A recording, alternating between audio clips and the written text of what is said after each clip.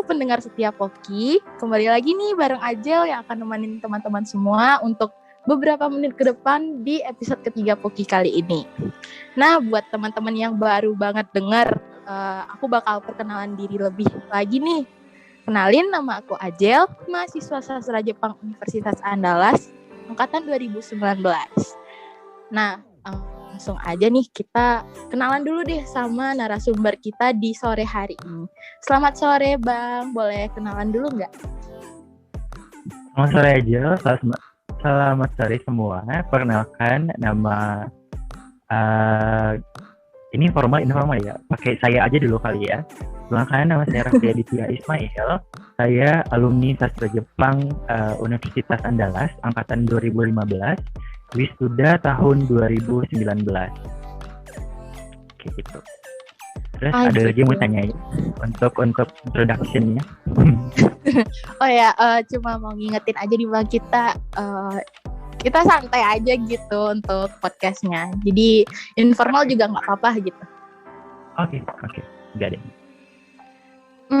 Berarti kebetulan banget pas Ajel masuk itu abang udah wisuda berarti ya?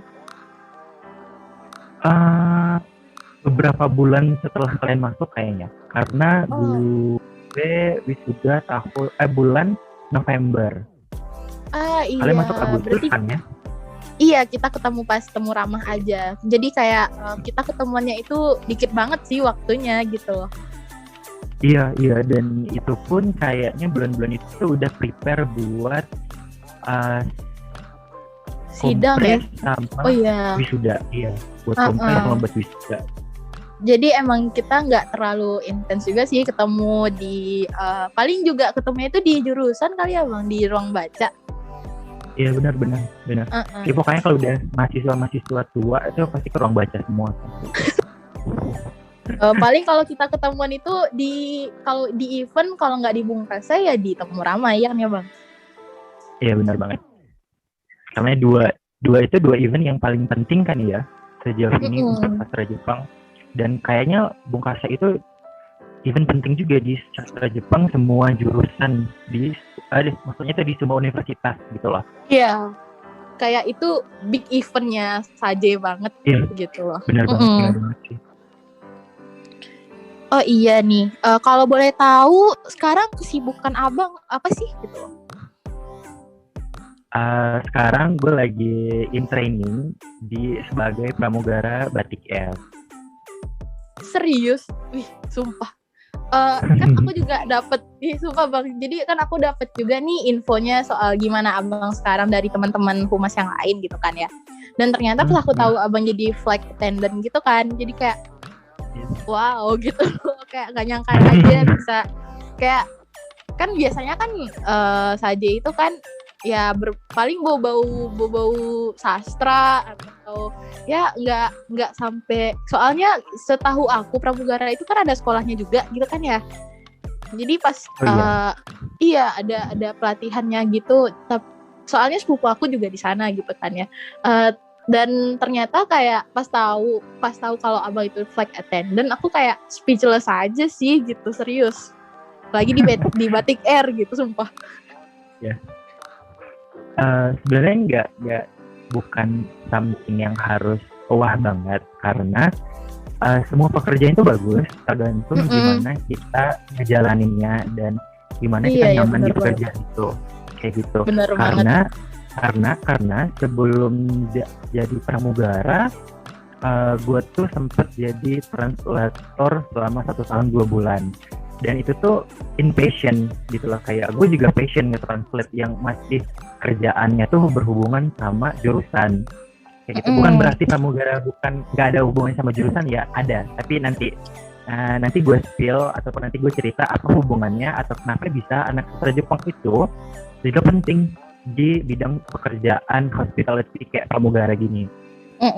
Dan waktu pertama tuh waktu gue kerja sebagai translator itu tuh, to be honest, bayarannya itu tidak sesuai sih, agak kurang ya dari yang gue kerjain. Targetnya gitu. Oke. Ya agak tidak sepadan lah kayak gitu. Cuman paham di situ karena gue jatuhnya fresh graduate kan. Fresh graduate itu paling penting. Ini berdasarkan sependek pengalaman gue. Kalau jadi fresh graduate tuh jangan dulu lihat gengsi pekerjaannya, tapi lihat benar. kamu udah bekerja atau belum, berapa lama kamu menganggur, kayak gitu. Yang paling penting itu jangka waktu kamu menganggur itu kalau bisa sependek mungkin.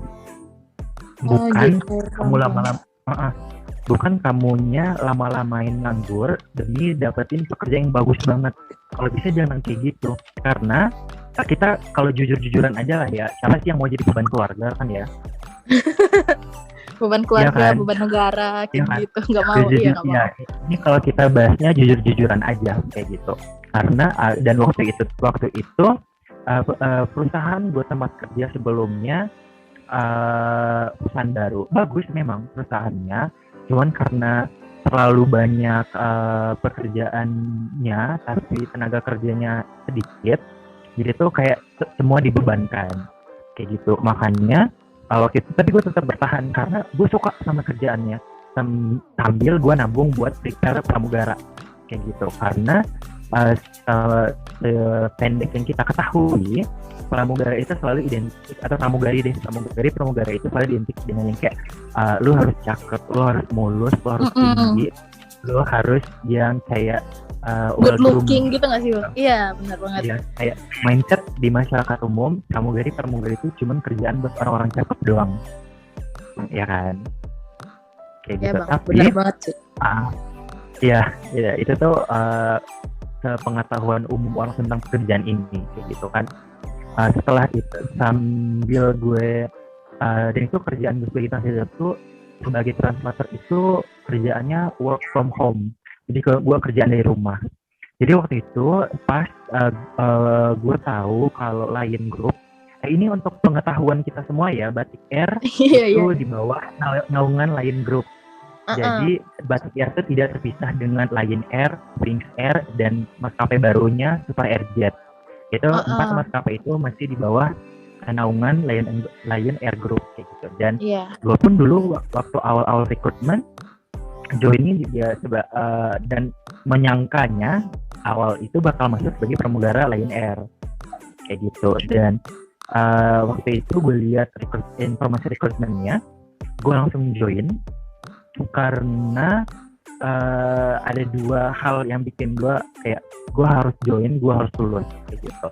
Satu, jadi pramugara itu tuh udah jadi dream job gue dari SMP. Karena ya jadi pramugara itu udah dream job gue dari SMP karena waktu itu gue lihat itu Wonderful campaign-nya Wonderful Indonesia with Garuda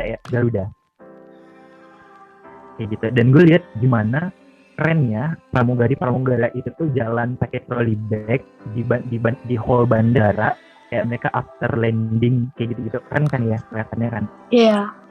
Dari situ kan pusat ya. Kayak lu jadi senternya loh di bandara. Kayak kalau ngelihat pramugara berjejer kan sukanya tuh kan berjejer gitu kan ya Bang, kalau jalan pramugari itu. Terus kayak keren aja sih mereka jalan gitu, kayak ada karpet tersendiri tapi gaib gitu Bang kesannya. Iya, kayak gitu kan. Gue juga ngeliatnya gitu dulu waktu SMP. Jadi udah tekadin dan udah kayak this is my dream job kayak gitu. Terus lanjut SMA kayak biasa aja sampai setelah UN gue mau daftar ke Garuda karena Garuda waktu itu buka. Cuman gue dapet informasinya tuh hari ini gue mau daftar, ternyata pendaftaran terakhirnya kemarin. Aduh, itu patah hati banget sih sumpah. Ya. Dan itu kayak itu tuh, tapi waktu itu gue nggak langsung kayak yang patah semangat atau gimana. Terus langsung gue itu kan apa namanya ngomong sama orang tua gimana bagusnya, dan orang tua gue juga support sebenarnya gue jadi pramugara. Terus dia bilang kamu kuliah aja dulu gitu kan, pramugara itu ada batasan umurnya 25-an, 24-25 kayak gitu kan kata orang tua gue. Terus gue langsung iyain, langsung gue cari jurusan yang kemungkinan bakalan berguna banget nih buat jadi pramugara. Dan waktu kuliah gue ambilnya fokusnya sebenarnya itu di ilmu komunikasi UNAN sama sastra Jepang UNAN. Karena gue mikirnya kalau maskapai itu pasti ada penerbangan internasional kan. Ketika mereka punya penerbangan internasional dan mereka punya staff ataupun pramugari yang bisa berbahasa asing negara tersebut, mereka nggak perlu keluar duit untuk nyewa translator on board. Translator on board itu maksudnya translator yang disewa untuk berada di pesawat sebagai translator in case pramugarinya tidak mengerti bahasa negara tersebut. Oke, paham. Kayak gitu. Jadi kan mereka nggak perlu keluar duit lagi untuk bayar translator tambahan kan, karena mereka punya pramugari yang bisa berbahasa asing negara tersebut gitu. Dan gue decide untuk pilih sastra Jepang. Jadi 4 tahun itu gue benar fokus kuliah, and then gue juga nggak yang kayak buta gitu loh istilahnya, kayak gue harus pramugara aja, enggak. Karena gue juga bikin plan B. Ketika gue tidak qualified untuk jadi pramugara, gue harus cari pekerjaan lain kan. Iya, betul banget sih. Jadi kayak gue tuh bikin skenario yang harus gue ikutin tuh 2. Satu, fokus jadi pramugara, satu fokus kerjaan lain yang kayaknya cocok buat gue. Jadi makanya sama kuliah itu pun gue join ke organisasi, gue join ke, gak pernah absen dari event-event kampus, mau itu PNSJ atau Temurama atau Sengga, bukan Sengga atau Bungkasai kayak gitu loh kan. Dan ikut event apapun kayak gitu. Terus setelah wisuda, Qatar Air buka, maskapai Timur Tengah. Gue join, gue lulus tahapannya sampai itu di bulan Februari ya, gue lulus sampai mau pantauan direksi. Gue lulus di dokumen selection, gue lulus di interview selection, gue lulus di face to face interview selection, terus gue lanjut ke final interview bareng direksi. Cuman waktu itu pandemi dan Indonesia lockdown, mereka nggak bisa datang ke Indonesia untuk face to face interview real face to face interview untuk final interview with direction gitu, dengan direksi gitu. sama direktur dan lain-lainnya, ataupun sama kayak manajer human resource-nya. Dan itu langsung gue dapet email yang intinya kayak gue dimasukin ke waiting list dan akan dipanggil lagi sampai pandemi berakhir, kata mereka. Gue langsung mikir per tahun 2021 ini aja pandemi belum berakhir, nggak mungkin gue bergantung ke waiting list atau kayak dijanjiin aja kan. Bener banget sih. Dan itu langsung ambil jalan pintas, lihat Lion Air buka, langsung daftar, dan dengan berat hati harus ngerelain ataupun ngelepas Qatar Air. Karena Qatar Air salah satu maskapai yang gue cita-citain juga. Karena itu salah satu maskapai 5 maskapai terbaik di dunia dengan rate bintang 5 dan penerbangan hampir ke seluruh dunia untuk Qatar Air. Cuman ya itu gitu jadinya, sayangnya. Cuman Tuhan ngasih jalan lain kan. Iya, benar banget. Daftar. Cuman waktu itu gue belum resign posisinya. Gue jadinya tuh ngebagi antara proses rekrutmen dengan pekerjaan gue. Jadi tahapan di Lion Air itu tuh kita daftar by email, dapat habis itu virtual interview di Google Meet. Habis virtual interview kita diundang ke Jakarta untuk walk-in interview sama performance test 1 dan 2. Di walk-in itu tuh cek berat badan. Di performance 1 itu cek grooming sama look. Itu tuh gue dicek penampilan, kemampuan groom kayak gimana, kerapian gue berpakaian, kemampuan gue untuk styling rambut dan penampilan gitu. Terus ngecek kemampuan bahasa asing. Terus di performance gue lolos langsung ke performance 2. performance gue kalau nggak salah itu tuh di tes jalan, cek bekas luka dan tato, terus family background itu interview dengan konteksnya kayak kamu keluarganya kayak gimana, kamu pendidikan terakhirnya gimana, ibu kamu, bapak kamu kerjanya apa, kamu punya adik atau enggak gitu ya. Oke. Kayak gitu-gitu, terus lolos. Dan setelah itu tahapannya English test kebagi dua, itu computerized sama interview face to face. Setelah itu lolos ke psikotest. Untuk di psikotest itu yang paling menegangkan pidana karena total itu kayak ada 300-an soal, tapi selesai sehari. Ntar ujian jam 9 pagi, selesai jam 3 sore. Itu kayak gabungan tes kepribadian sama tes IQ, kalau teman-teman ingat. Karena kan tes IQ waktu di SMA ada kan ya? Iya ada. Kayak gitu. Tes psikotes itu gabungan itu sama soal kepribadian. Dan soal kepribadian kalau nggak salah itu ada 200-an soal. Pasti gitu. kayak soalnya itu banyak dan itu dilangsungkan dalam sehari, kayak pusing banget gak sih Bang? Dan itu tuh tangan tuh habis ujian kayak langsung tremor gitu karena saking banyaknya soal yang harus karena saking banyak soal yang harus diisi kayak gitu. Pulang langsung capek. Habis psikotes itu final interview. Habis final interview pantau gear, cek dan dilihat sama dewan direksinya lain grup. Setelah itu lolos, setelah pantau gear lolos, kalian sudah pasti keterima sebagai calon pramugarinya lain grup. Yang bisa menggagalkan kalian itu cuma satu. Kalau di medical exam kalian ada masalah yang fatal kayak buta warna atau juling, itu bisa menggagalkan kalian kayak gitu.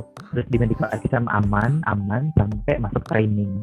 Kalau gue boleh cerita itu waktu rekrutmen, rumah gue tuh di Jakarta Timur, rumah saudara gue Jakarta Timur, tempat tesnya di Tangerang. Itu tiap tes itu gue masih berangkat jam 5 pagi karena ujiannya atau tesnya jam 9 pagi. Karena jarak dari tempat gue di Jatinegara ke Tangerang itu makan waktu 4 jam. Gue naik kereta, naik gokar, sama terakhir tuh naik minibus. Jadi gue jalan ke situ ke tempat tesnya itu harus naik 3 transportasi berbeda. Perjuangan banget gitu. Iya, dan itu bulan puasa. Jadi ya Allah, panas banget. Kebayang sih. Dan itu tuh habis sahur nggak tidur, langsung mandi, nyetrika baju, siap-siap ke stasiun. Di stasiun jalan sampai stasiun terakhir, naik gokar. Habis naik gokar ke tempat minibus baru sampai ke tempat tesnya.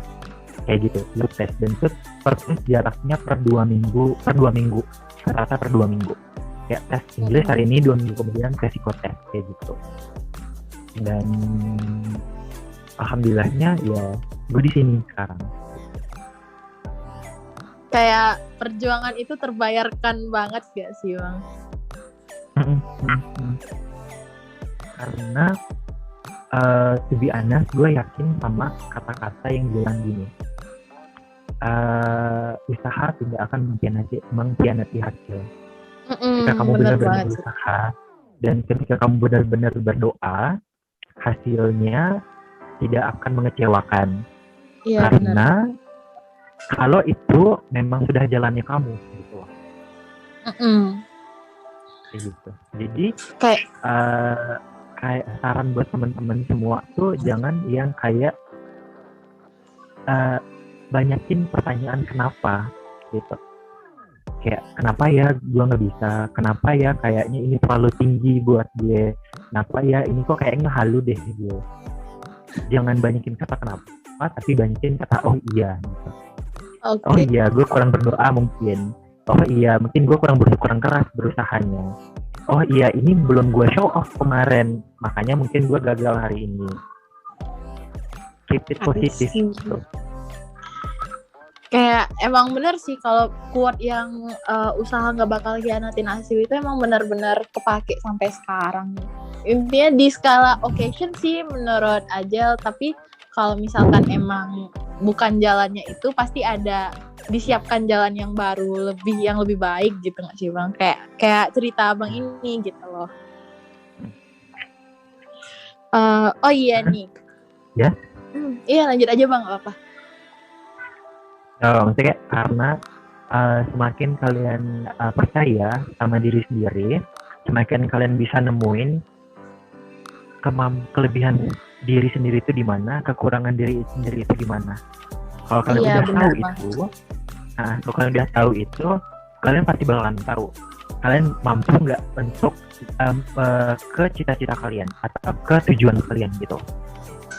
Iya bener banget. Emang kunci dari awal itu emang kita tuh harus percaya dengan skill kita sendiri gitu loh. Dan sebelumnya emang kita harus cari gitu loh kan Bang. Dan emang harus percaya dengan diri sendiri. Tapi kebanyakan orang kan juga underestimate dengan diri mereka sendiri, dengan skill mereka gitu kan. Benar. Emang kunci di awal itu emang kita tuh harus percaya dengan diri sendiri sih. Parah.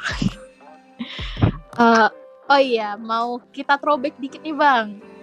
Dulu kan Abang ada studi exchange gitu ya ke Jepang. Apa magang dulu itu? Boleh ceritain dikit ya sih Bang dulu itu? Gimana ceritanya bisa gitu loh? Gue ke Jepang 2018, kurang lebih selama 2 bulan. Itu karena program dari UNAN, Universitas Andalas. Itu nama programnya Student Mobility. Itu di mana program itu bertujuan untuk melakukan pertukaran pelajar, dan pelajar dapat mengembangkan kemampuan jurusan atau kemampuan akademik berdasarkan jurusan mereka di negara tempat mereka inginkan atau negara exchange. Kalau kayak gue, berarti tujuan UNAN adalah supaya gue dapat mengembangkan potensi linguistik, karena gue peminatnya linguistik, potensi kemampuan di bidang linguistik gue langsung di Jepang. Gitu. Kayak gitu. Itu inti dari program Student Mobility. Dan waktu itu ada beberapa orang yang bisa qualified untuk mendaftar, namun yang dikirim hanya 2 orang dari jurusan sastra Jepang. Kayak gitu. Dan salah satu dan beberapa persyaratan itu, kalau nggak salah ya, seingatnya gue, maaf karena kalau udah tua sering lupa memang. Kayak gitu. Kalau nggak salah satu IPK minimal 3,5, terus yang kedua punya TOEFL minimal 500, terus yang ketiga udah punya proposal 50. Gitu. Kayak gitu. Karena nanti waktu di negara tujuan yang dikembangkan itu proposal skripsinya. Jadi pas pulang, UNAN tuh berharap tinggal lanjutin aja untuk skripsinya biar lancar, kayak gitu. Begitu. Oke. Dan itu alhamdulillah semua kualifikasinya atau persyaratannya alhamdulillahnya gue qualified. Gue mulai ngurusnya tuh di pertengahan tahun 2018. Gue berangkatnya Oktober, pulangnya akhir Desember waktu itu. Dan universitasnya itu Universitas Gifu. Gifu itu sebenarnya universitas untuk teknik, cuman karena kita sastra Jepang itu tuh sebenarnya bisa qualified ke semua orang Jepang kan, karena kita fokusnya berbahasa. As long as kita interaksi dengan mereka dan kita mau ke perpustakaan mereka untuk nyelesain penelitian kita, itu sebenarnya kita aman. Mau ke kampusnya, kampus kedokteran sekalipun, kita sebenarnya masih bisa masuk. Kayak gitu. Dan Universitas Gifu itu fokusnya di bidang teknik. Iya, teknik. Dan waktu itu gue terbang bulan Oktober. Itu tuh berdua sama Kariri namanya, terus sama anak teknik sipil 2 orang, teknik informatika 1 orang, teknik elektro 2 orang. Jadi kita ada ber-7. Itu kita dikasih house 2 lantai, dibagi 2 gitu. Waktu itu kalau nggak salah yang cewek di lantai atas, yang cowok lantai bawah. Dan waktu setup, dan ada momen lucu sih waktu ke Jepang. Karena waktu itu nggak ada satupun dari kami yang pernah landing ataupun yang pernah datang ke Bandara Kelia Malaysia. Jadi kami nggak ada satupun yang tahu ternyata kalau Bandara Kelia Malaysia itu tuh kebagi dua. Kalau Kelia 2 itu tuh khusus penerbangan berbiaya rendah kayak AirAsia, Lion Air, dan penerbangan dekat-dekat ke situ. Tapi kalau penerbangan jauh itu ke Kelia 2. Jadi dari Kelia 2 ke Kelia 1 itu naik kereta. Dan kami tuh ketinggalan pesawat. Dan itu panik banget. Bertujuh-tujuhnya panik kayak orang gila, nyasar di bandara sampai tidur di bandara. Dan itu tuh tidur di bangku bandara yang karena gue cowok dan gue paling gede sendiri badannya, tengah badan gue tuh di bangku bandara, tengah badan lagi tuh di atas koper.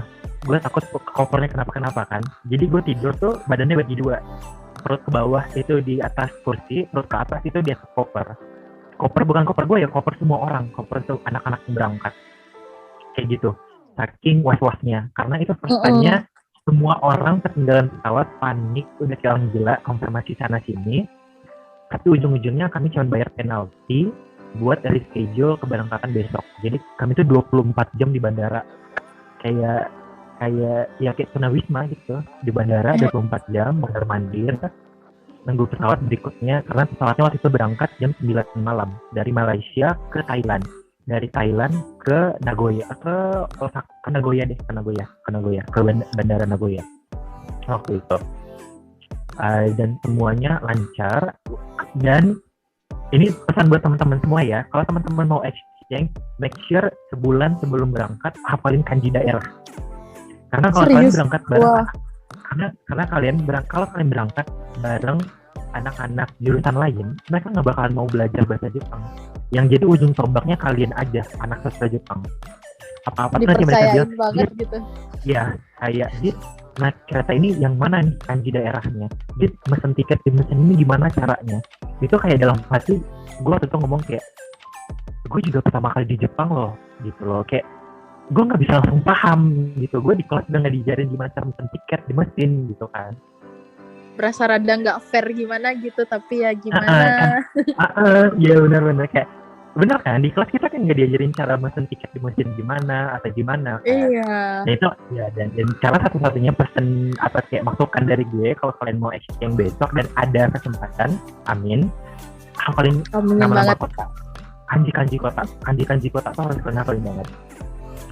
Nyampe dari Nagoya ke Gifu itu sekitar 1 jam lah naik kereta. Kita dijemput sama PPI sama orang Jepangnya ke rumah, bla bla bla, dikasih waktu main dulu 2 hari. Senin waktu itu hari Kamis langsung masuk kampus, tur kampus kayak gitu. Dan itu kalau kalian pernah pasti pernah ya nonton film ataupun drama Jepang, yang kalian lihat mataharinya Jepang cantik banget kalau pagi sama sore. In real life memang secantik itu. Aduh. Sunset di Jepang, mau di Jepang bagian mana pun, mau lo di kota, mau lo lagi di pinggir sungai, mau lo lagi benar-benaran di pantai, sunset Jepangnya bagus banget. Iya ampun, jadi penasaran banget sih. Benar sih, karena waktu itu gue datangnya pas musim gugur. Dan itu matahari lagi bagus-bagusnya kan, even itu sunset. Cuman dingin banget. Waktu itu memang dingin banget. Kalau nggak salah tuh paling dingin gue salat subuh 2 derajat. Itu nggak membeku bang? Ya gimana, mau nggak mau tapi harus salat subuh kan. Kayak gitu. Cuman kalau kalian nanti di provide air panas, bisa pak panasin air panas dulu baru wudhu gitu. Kayak gitu. Dan waktu itu fokus penelitian gue di Jepang itu tentang metafora puisi. Kalau kalian tahu Karuta kan? Tahu. Karuta itu kan berdasarkan dari puisi, 100 puisi kuno. Dan fokus gue itu tuh ke metafora yang digunakan dalam puisi itu. Dan gue penelitian, maksudnya gimana ya? Kayak gue tanyain ke dosen di situ, gimana cara menelitinya, apa buku yang bisa dipakai, dan gue simpulin, gue foto-foto, gue scan apapun yang bisa gue bawa pulang ke Indonesia biar penelitian skripsinya jadi gitu kan. Itu karena waktu gue cuma 2 bulan, gue padetin semua fokusnya itu di 2 minggu terakhir bulan pertama, bukan, di 3 minggu bulan awal, di 3 minggu bulan awal, di 3 minggu September, Oktober September, ya 3 minggu September, karena gue pengennya tuh di Desember gue main. Winter kan ya? Nggak mungkin dong kita udah ke Jepang tapi nggak main, cuman belajar aja, sayang kan. Makanya saat itu gue fokuskan, gue pinter-pinter gue padetin di sebulan awal. Penelitian gue selesai, gue udah bikin kesimpulan, gue udah bikin PowerPoint. Di bulan kedua itu gue main ke Nagoya, gue main ke Osaka, gue main ke Gifu Castle kayak gitu. Dan di Gifu Castle itu salah satu dia ada castle yang paling tua karena itu memang originalnya dibikin sama Oda Nobunaga. Oke, tadi kan tentang gimana abang bisa study exchange ke Jepang segala macam kan ya. Dan ada pertanyaan banget sih bang menurut aku. Itu emang di sana abang emang bakalan full bahasa Jepang atau bahasa Inggris gitu bang? Waktu selama di Jepang? Iya. To be honest, waktu datang pertama kali itu di mix antara Jepang Inggris. Cuman karena waktu itu sayang banget kan udah ke Jepang tapi bahasa Jepangnya nggak bisa improve, nggak bisa bagus, gue paksain bahasa Jepang. Dan gue tahu itu belepotan, cuman kerennya ketika gue ngomong bahasa Jepang menurut gue masih belepotan, orang Jepang malah bilang gue pera-pera. Tahu pera-pera kan? Enggak sih bang. Dia malah bilang gue tuh lancar bahasa Jepangnya. Kayak mereka tuh kayak gitu. amazed gitu nggak sih bang? Iya, dan mereka kaget kalau di luar Jepang tuh ada jurusan bahasa Jepang. Karena menurut orang Jepang, negara mereka nggak sespesial itu sampai harus ada jurusan bahasa mereka. Gitu. Soalnya Ajal pikir mereka tahu gitu loh bahasa mereka itu bakalan dipelajari gitu secara khusus kayak kita ini. Ternyata enggak. Bahkan mereka mikir kalau bahasa mereka tidak sespesial itu, kayak wow. Jadi waktu itu kejadiannya waktu di welcoming party kan, kalau di Jepang setiap ada anak baru masuk lab atau masuk kelas itu pasti ada welcoming party. Ketika mereka anak exchange itu pulang pasti ada farewell party. Dan ketika welcoming party itu tuh gue perkenal dirinya kan, Nihongo ga kano gakusei desu, Yonnensei ni narimasu, dia bilang kan. Terus mereka bilangnya kayak Nihongo no gakka ga arimasu ka, dia bilang. Beneran gitu. Ada mereka malah gitu. Bilangnya kayak gitu. Iya, karena mereka mikirnya negara mereka karena mereka mikir negaranya nggak sespesial itu sampai harus ada jurusan yang ngebahas tentang bahasa mereka. Jadi waktu welcoming party itu gue nanyanya ke anak yang seumuran gue kan, sama-sama kelahiran 97. Karena waktu itu gue masuk ke labnya juga di anak-anak tahun terakhir, anak-anak semester 4. Kayak gitu mereka bilangnya. Dan lucunya ya, ini kalau gue boleh cerita, lucunya orang Jepang itu ketika lu ada di party, apapun partinya, welcoming party, flower party, ataupun kayak late night party, ataupun Friday night party yang dibikin sama mereka, sedekat apapun kalian di party itu, besok paginya kayak orang gak kenal lagi. Widih. Kayak gitu. Ini kejadian waktu gue welcoming party. Waktu welcoming party, mereka tuh yang kayak have fun banget nanyain, kamu dari mana? Oh, Indonesia. Indonesia tuh kayak gimana? Banyak nggak orang Jepang di Indonesia? Terus kenapa minat sama Jepang? Emang bahasa Jepangnya nggak susah? Kami aja orang Jepang susah loh belajar kanji. Gitu-gitu kan bahasanya biasa. Dan besoknya nggak ngomong sama sekali. Kayak gue tuh nggak ada gitu di ruangan. Nih, kalau di Jepang tuh ada kebiasaannya kalau lu masuk lab atau masuk kelas ngucapin ohayo gozaimasu gitu kan. Pas pulang lu habis ambil absen ngomongnya ke teman-teman lab itu tuh sekali sama des kayak gitu kan atau enggak sekali sama kan. Itu doang yang mereka ngomong sama gue di 3 hari pertama setelah farewell party. Setelah welcoming party. Ngomongnya kayak gitu doang. Ngomongnya cuma 2 kali itu aja. Pagi doang sama pas pulang doang. Kayak gitu. Jadi gue agak terheran-heran kan. Kayak ini gue waktu welcoming party kemarin bikin salah apa gitu kan. Ceritalah gue ke PPI yang mahasiswa PPI di situ. Persatuan Pelajar Indonesia yang di Gifu. Terus mereka bilang orang Jepang memang gitu dit. Kalau lu deket pas welcoming party belum tentu besoknya kalian kayak orang deket. Jadi setelah 3 hari gue kayak gitu, gue muter otak kan, gimana caranya biar gue tuh ada gitu, di kayak kelihatan gitu di lab. Gue dari Indonesia bawa luwak white coffee yang sachet kan, yang sachet itu, gue bawa berapa renteng gitu, karena tiba-tiba gue orangnya suka ngopi.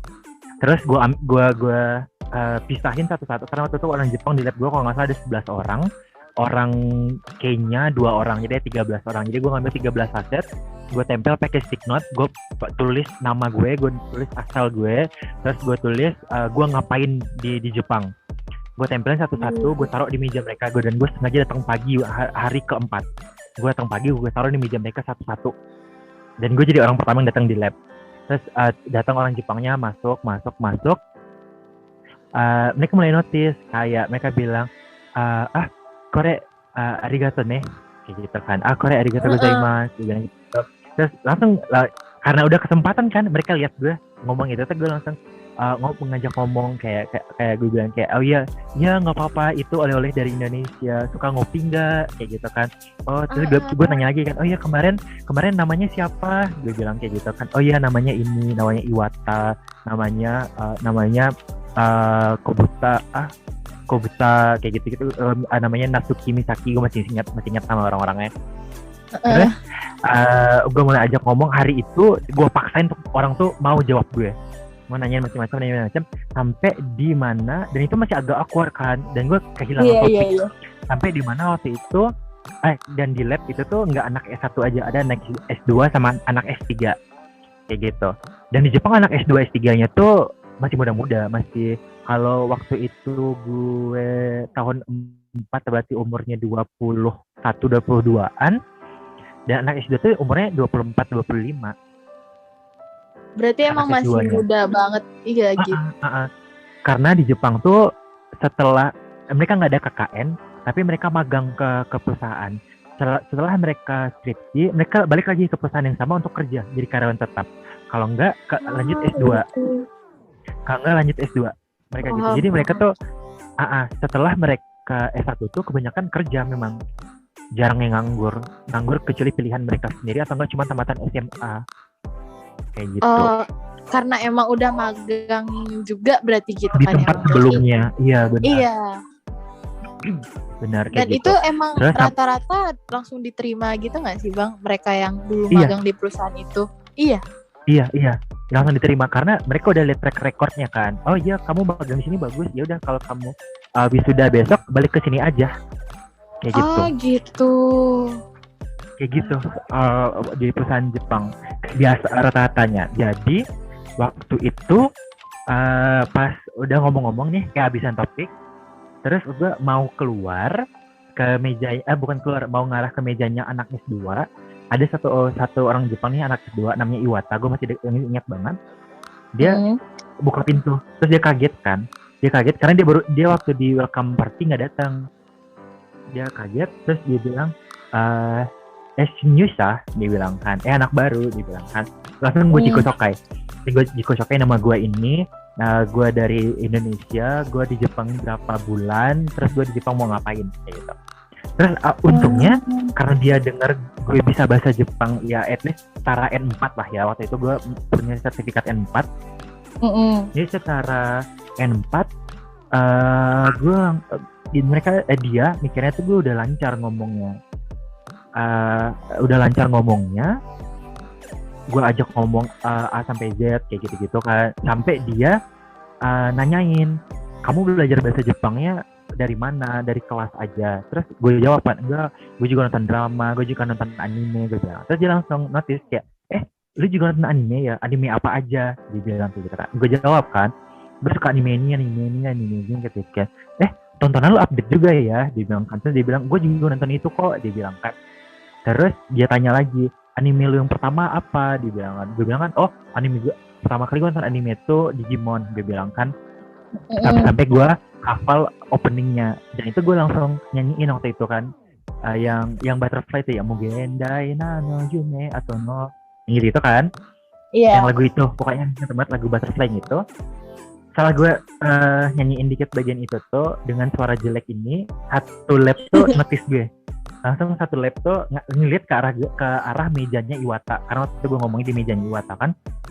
Dan mulai mereka nanya kayak, bisa bisa nyanyi bahasa Jepang juga ya, kayak gitu-gitu. Terus suka band apa gitu, mulai yang lain-lain. Kok yang tadinya tuh kayak awkward nanyain gue tuh udah mulai nanya-nanya. Dan di situ gue ngerasa kayak kemampuan ngomong gue pelan-pelan membaik. Better awalnya gitu gue ngomong pelan-pelan tuh kayak awal-awal, kalian pasti juga ngerti kan, kayak awal-awal ngomong tapi sih agak canggung, gue takut ini partikel yang gue pakai bener nggak ya, ini kata yang gue pakai bener nggak ya, kita. Iya bener banget. Pasti kayak gitu kan, kalau kalian mau ngomong, gue gitu juga awal, and then karena udah dicecer pertanyaan banyak kayak gitu, ya gue hajar aja gitu, mau bener mau salah kemampuan gue waktu itu. Dan makin besoknya gue udah dianggap di kelas kayak pas pagi itu ya, dia nanya kayak, kok buku lu tebel banget, lu bahas apaan gitu, karena gue anak linguistik dan gue tuh dapat buku kamus linguistik namanya, kamus linguistik bahasa Jepang, dan itu keuntungan buat gue banget kan, jadi gue catat apapun yang bisa gue catat kayak gitu, dan buku itu tebel kayak ukuran itu 2,5 kali Al-Quran lu tumpuk 2 tambah setengahnya lagi, segitu tebelnya. Dan itu tuh mereka juga kaget liatnya gitu kan. Terus mereka tanya, kok lu mau baca gituan, dia bilang kan, kalau gue mah ogah gitu kan, dia bilang. Terus gue mulai, gue udah dianggap nih, gue udah diajak ngomong gitu kan. Pelan-pelan gue mulai kepo. Terus gue tanyain kan, kok waktu itu gue datang 3 hari di awal, kok lu sama teman-teman yang lain gak mau ngajak gue ngomong, dia bilang. Gue tanya gitu kan. Terus dia bilang, orang Jepang tuh nggak bagus di bahasa Inggris, dia bilang. Jadi kami mikirnya lu datang ke sini tuh nggak bisa bahasa Jepang, cuman bisa bahasa Inggris. Jadi kami nggak tahu mau ngomong apa, dan kami takut salah ketika ngomong bahasa Inggris, katanya. Sama-sama gitu, overthinking ternyata. Gitu alasannya. Jadi mereka takut ngomong sama orang asing tuh, mereka takut dinilai bodoh karena mereka bahasa Inggrisnya jelek. Makanya daripada dicap bodoh, mereka nggak usah ngomong sekalian. Iya, itu pemikiran yang bagus sih sebenarnya. Kayak gitu. Tapi ternyata kan nggak enak juga gitu. Dan waktu itu gue kayak, ternyata gitu. Gue pikir gue yang tidak dianggap kan, ternyata mereka yang thanksin. Iya, sama-sama overthinking ternyata. Gitu. Nah, so far baik-baik kok, orang Jepangnya baik-baik. Saran gue untuk menghilangkan awkward pas ketika lu ngomong sama orang Jepang, itu lu nggak usah takut mulai duluan buat ngomong. Nggak usah takut, karena orang Jepang tuh kayaknya introvert itu udah jadi budaya, bukan udah masalah personal lagi. Tapi introvert tuh udah jadi budaya gitu. Udah kayak mendarah daging gitu nggak sih Bang? Jadi kalau mereka nggak ngomong, lu juga takut ngomong, ya nggak kejadian. Nggak bakal ngomong sampai terakhir extinct kali, kalau nggak dimulai duluan gitu kan ya Bang? Benar, kalian hajar aja ngomong. Sampai di hari terakhir gue di Jepang, abis gue Zemi itu, kalau di Jepang tuh di jurusan apapun, kalau kalian udah semester 8, itu tiap minggu ada Zemi. Zemi itu kayak kalian tuh bimbingan skripsi tapi depan kelas, presentasi sejauh mana hasil yang udah kalian dapatkan. Itu tuh wajib tiap minggu. Dan di minggu terakhir gue disuruh Zemi. Di kelasnya anak kimia, bahasanya linguistik. Kayak gitu loh. Kayak gitu kan. Cuman karena linguistik kayak yang gue bahas tuh masih budaya mereka, so far mereka paham gitu kan. Habis gue zeminya waktu itu gue paksain bahasa Jepang. Mau mereka ngerti nggak ngerti, mau bagus nggak bagus, yang penting gue paksain bahasa Jepang. Dan mereka appreciate itu gitu.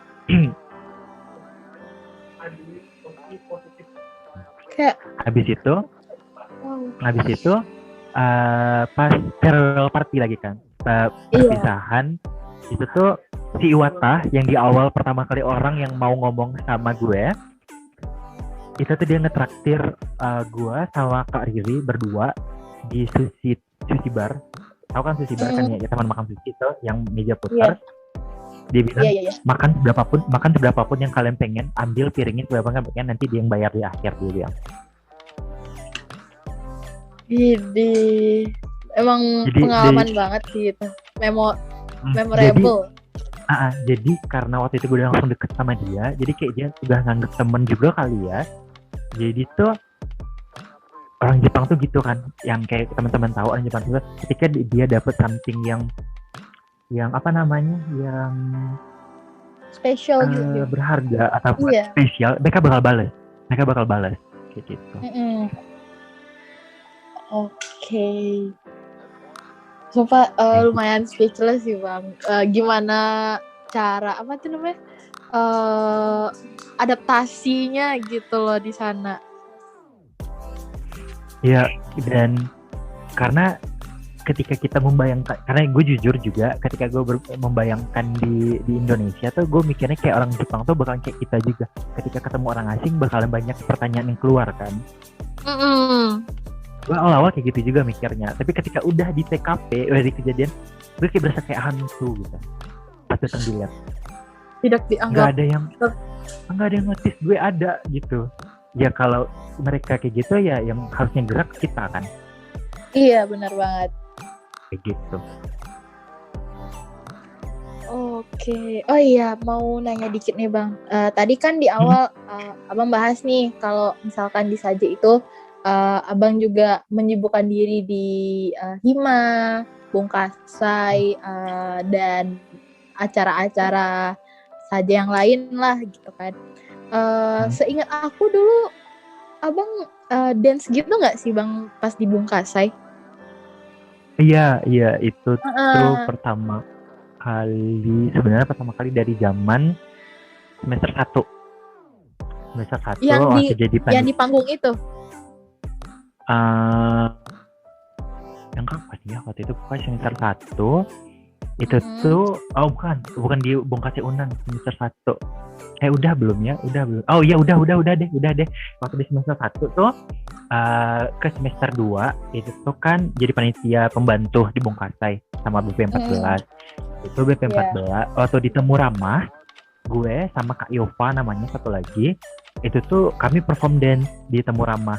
Dan itu tuh dilihat sama BP14. Waktu di Bungkasai mereka minta untuk tampil kami berdua.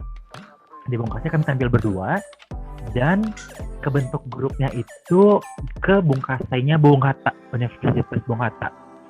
Itu tuh gue waktu itu gue ngerekrutnya, gue, Cia, Yova, Jerry sama Arga berlima. Itu pertama kali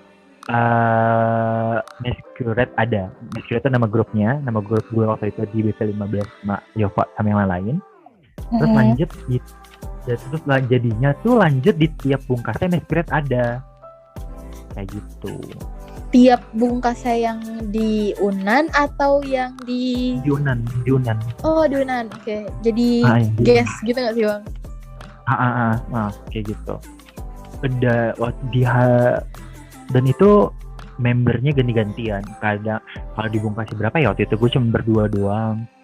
Terus Bungkasai kemarin yang waktu 18 itu tuh rame bareng 16 juga dan 17 ada nggak? Mereka bukan bareng 16 juga gitu, 16 juga. Bareng 17 juga ada deh. Iya, dan 17 juga ada kemarin. Gitu. Cuman karena pandemi ya, Bungkasai kalian jadinya molor. Iya. Sedih banget sih Bang, soalnya kita emang bener nungguin, apalagi kan BP19 kan belum ada yang handle ya jadi panitia gitu. Jadi pengen banget sih kita ngerasain euforia dari Bung Kasai ini sendiri. Soalnya biasanya dulu itu jadi penonton ya, jadi kayak sedih banget gitu nggak ngerasain sama sekali. Iya, dan kalau nanti kalian ada kesempatan bikin Bung Kasai, itu kalian bakal ngerasain banget perjuangan harus ngertiin temen kalian, dan kalian dapat, dan kalian bisa tahu nih orang teman-teman kalian tuh orang kayak apa under pressure-nya. Ketika dia under pressure dia jadi orang yang sama atau orang yang berbeda. Kebanyakan jadi orang yang berbeda. Dan di situ bakalan yang gue rasain lari sendiri, atau enggak gitu nggak sih Bang? Iya, yang gue rasain ketika gue Bung Kasai itu, di situ gue belajar untuk satu, ngertiin orang, dua, meyakinkan orang dengan gagasan kita, yang ketiga tuh komunikasi. Di Bung Kasai, di kematian deh pokoknya, ketika komunikasi lu jelek, nggak jalan, berantakan. Maka komunikasinya harus bagus. Kayak gitu. Karena emang kunci dari semuanya itu emang komunikasi nggak sih Bang? Emang seminim-minimnya komunikasi itu konfirmasi juga gitu. Benar banget. Dan di situ kalian juga bisa nilai mana teman kalian yang punya attitude berbicara, mana yang harus dilatih lagi, quote unquote ya, dilatih lagi berbicaranya. Emang mesti disabar-sabarin banget sih Bang kalau di situasi yang seperti itu ya nggak sih? Biar tapi at the end kalian bakalan kangen lagi buat jadi panitia. Iya. Setelah Bung Kasai kalian selesai, setelah kalian penutupan Bung Kasai, at the end kalian bakal kangen lagi jadi panitia. Mau gimana pun susahnya ketika proses, mau gimana pun berantemnya ketika proses, at the end ketika udah selesai, besoknya kalian kayak pengen balik jadi panitia lagi ya, kayak gitu. Kayak ya itu emang salah satu momen yang sangat berharga, memorable banget gak sih untuk dilewatin gitu loh. Apalagi kayak bareng-bareng membuat suatu acara yang gede, segede Bung Kasai gitu kan. Jadi kayak emang itu tiap kejadiannya emang benar-benar memorable sih menurut aja gitu ya Bang. Ya benar, dan di situ kalian juga belajar banget tentang gimana caranya bertindak under pressure. Ketika kalian di bawah tekanan itu kalian harus ngambil keputusan paling bagus di antara paling jelek. Gitu. Kayak mencari jarum di jerami gitu nggak sih Bang? Kind of kayak gitu. Karena ketika di hari H, kecil kemungkinan kejadiannya sama kayak yang kalian rencanakan. Iya, benar banget. Kayak rundown aja bisa yang udah tersusun dengan rapi, dirapatkan beberapa lama bakalan nggak sesuai itu, emang bakalan ngaret, bakalan kondisi lapangan itu nggak bisa kita tentukan, ya nggak sih? Ya benar banget. Kayak gitu poinnya. Nah, kayaknya percakapan kita tadi, padahal lagi enak-enak banget sih, tapi karena kita mengingat durasi juga nih, mungkin bakalan jadi closing statement kita untuk Poki kali ini gitu loh Bang. Terima kasih banget buat Bang Adit yang udah menyempatkan diri menjadi guest untuk Poki episode 3 kali ini. Dan juga terima kasih. Oke, gue juga makasih karena karena udah ada di sini, udah mendengar di sini, udah berbagi sekecil dari sependek pengalaman. Kalau gue boleh kasih saran buat teman-teman semua ataupun teman-teman yang dengerin podcast ini, gue sangat menekankan 2 hal ketika kalian nanti udah terjun di dunia kerja. 2 hal aja yang basic, bukan basic sih, 2 hal yang harus kalian improve dari sekarang. 2 hal itu kemampuan bahasa Inggris kalian sama kemampuan berkomunikasi kalian. Kalau kalian 2 itu udah bagus, mau dimanapun kalian kerja, itu track record kalian insya Allah bakalan bagus ke depannya, bakalan naik grafiknya. Kalau dua hal itu kalian udah megang dari sekarang. Kayak gitu. Nah, Jadi pesan bener gue dua hal banget. itu improve dari sekarang. Oke. Kasih. Iya. Terima kasih banget Bang untuk closing statement yang benar-benar closing statement gitu. Dan juga terima kasih sekali lagi karena udah datang menjadi narasumber kita di Poki Podcast of Niga ke episode ketiga kali ini. Adel sebagai host pamit undur diri. Terima kasih untuk teman-teman yang telah mendengar sejauh ini. Adel akhiri. Wabillahi taufiq wal hidayah. Wassalamualaikum warahmatullahi wabarakatuh.